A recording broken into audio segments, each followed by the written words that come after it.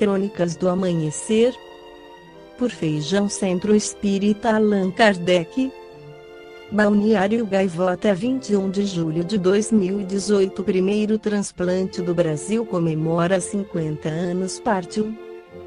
Há 50 anos, o lavrador de Mato Grosso João Boiadeiro, codinome de João Ferreira da Cunha, viu sua vida mudar ao se transformar no primeiro brasileiro a ter o coração transplantado a partir de uma cirurgia no Hospital das Clínicas da Faculdade de Medicina da Universidade de São Paulo FIMUSP, inaugurando uma nova etapa na cardiologia brasileira e latino-americana.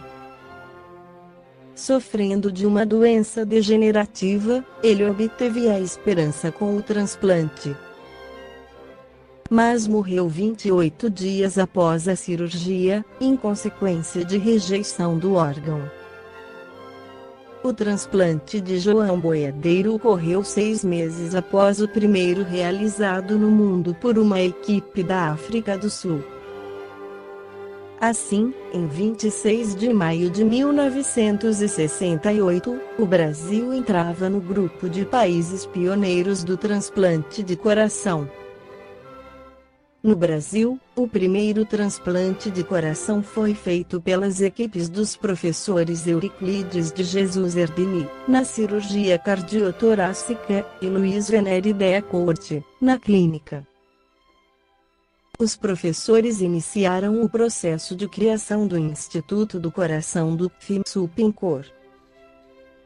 Avanços. O presidente do INCOR, Roberto Calil Filho, disse que entre as principais conquistas estão os avanços dos medicamentos que evitam a rejeição ao transplante. Nesse meio tempo surgiram medicamentos contra a rejeição mais eficazes e com menos efeitos colaterais, além de máquinas de suporte ao coração mais eficientes, tendo à frente os modernos ventrículos artificiais portáteis, aparelhos que prolongam por mais de 5 anos a vida de pacientes que esperam por um órgão ou que não podem se submeter ao transplante, afirmou o médico. Paralelamente, há um esforço conjunto da iniciativa pública e privada para reduzir a chamada janela de captação do coração, momento entre a retirada do órgão do doador e seu implante no receptor, para no máximo 4 horas, mantendo uma complexa logística com ambulâncias, voos fretados e helicópteros. No INCOR, há uma maleta térmica, usada na Europa, que mantém a temperatura do coração doado em condições ideais para a conservação do órgão para transplante 8C a 10C, sem a utilização de gelo. No livro Dias Gloriosos, o espírito Joana de Ângeles, através da psicografia de Divaldo Pereira Franco, esclarece sobre o assunto, dizendo que o pavor ao inevitável fenômeno da morte vem conduzindo o ser humano a mecanismos, audaciosos uns e lamentáveis outros, mediante os quais pensa que seria possível burlar a fatalidade biológica, seja pelos recursos da ciência trabalhando pela longevidade das células e automática reparação dos órgãos danificados, ou através das fugas espetaculares que se dão pelos transtornos neuróticos.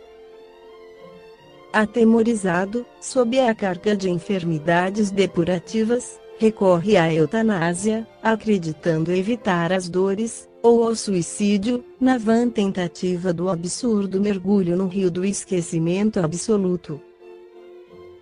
Normalmente, iludindo-se quanto à transitoriedade do arquipélago molecular no qual habita, aliena-se dessa realidade, anestesiando os centros do discernimento e supondo-se livre da futura disjunção orgânica.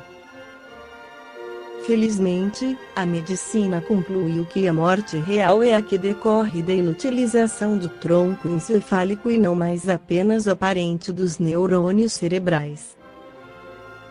portadores de morte cerebral, vitalizados através de aparelhos, têm despertado periodicamente, demonstrando que havia irrigação de oxigênio mantenedor dos neurônios, o que lhes permitiu a reconquista da consciência e das funções fisiológicas aparentemente desorganizadas. Essa salutar ocorrência ensejou o estudo e a avaliação mais profundos da vida biológica e da sua cessação, oferecendo a possibilidade de novas conclusões na área, que contribuirão para a mais segura definição da ocorrência da morte.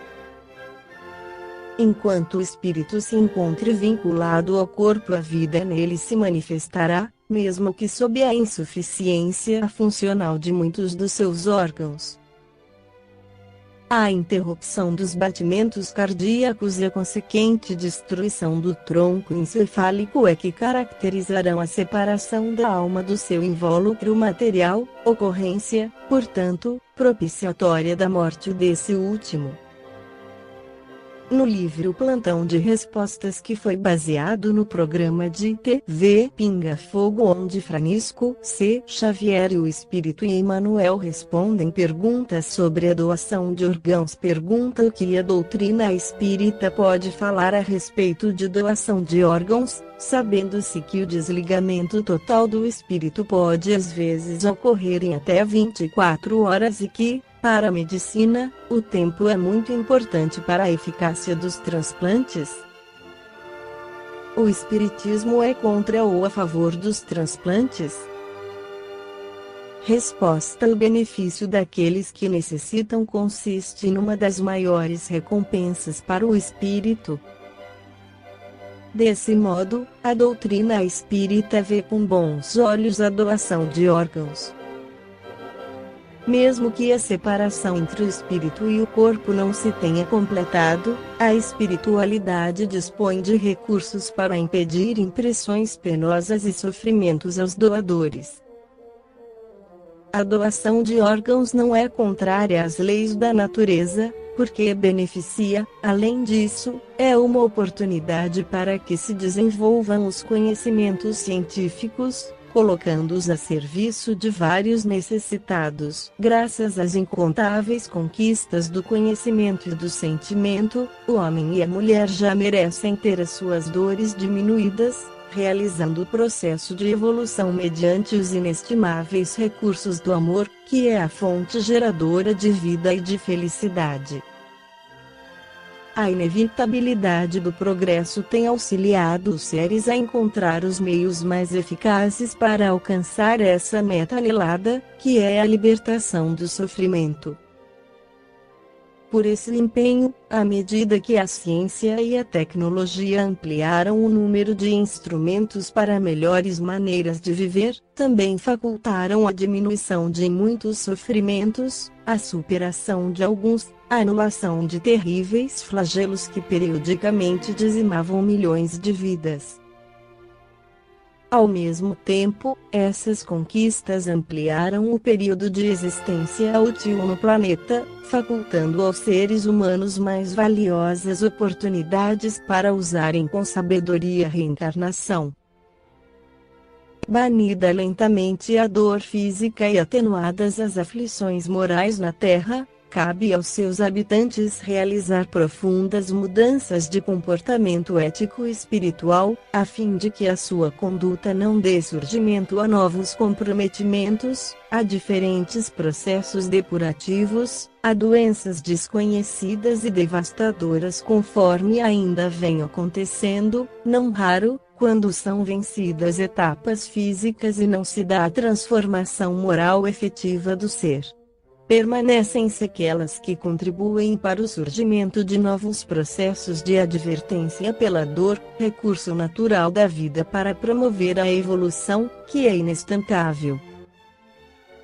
Desse modo, o progresso científico alcançou a técnica dos transplantes de órgãos, facultando a muitos enfermos a possibilidade de se recuperarem das doenças e do desgaste a que se encontram submetidos.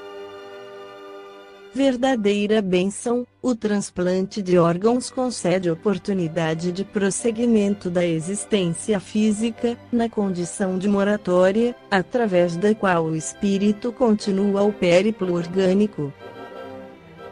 Afinal, a vida no corpo é meio para a plenitude que é a vida em si mesma, isto antirreal. Aquele que oferece conscientemente os órgãos que podem ser úteis, tendo em mente o benefício que podem proporcionar aos seus irmãos enfermos, realiza uma doação de alto teor moral, verdadeira caridade no seu sentido profundo, contribuindo em favor da diminuição das dores na terra. O receptor, por sua vez, atenuadas as causas kármicas do padecimento que sofre, já merece essa concessão divina, tendo ampliada a existência física, a fim de reparar os males causados pelo bem que realize, ao mesmo tempo melhorando as condições de vida no planeta. As ocorrências normais de insucesso estão perfeitamente desenhadas no mapa das ocorrências da lei de causa e efeito, moral, que ainda predomina no paciente, impedindo-lhe a atual recuperação, o que não significa a impropriedade ou desqualificação da técnica. Pode suceder alguma interferência obsessiva na terapia do transplante, por parte do doador rebelde, que não foi consultado antes, e ainda permanece vinculado aos despojos materiais. Esse processo, porém, somente se dará se houver permanência de débito por parte do receptor e ocorrer uma sintonia vibratória entre ambos, como consequência da situação psíquica inferior predominante no caráter dos mesmos. A rejeição, portanto, igualmente ocorre como fator de demérito do beneficiário, cujo perispírito não reestruturou o órgão recebido, adaptando-o à sua necessidade e gerando substâncias reativas, que expulsaram o corpo estranho aos seus equipamentos. Esta foi a crônica do amanhecer de 21 de julho de 2018, por Feijão.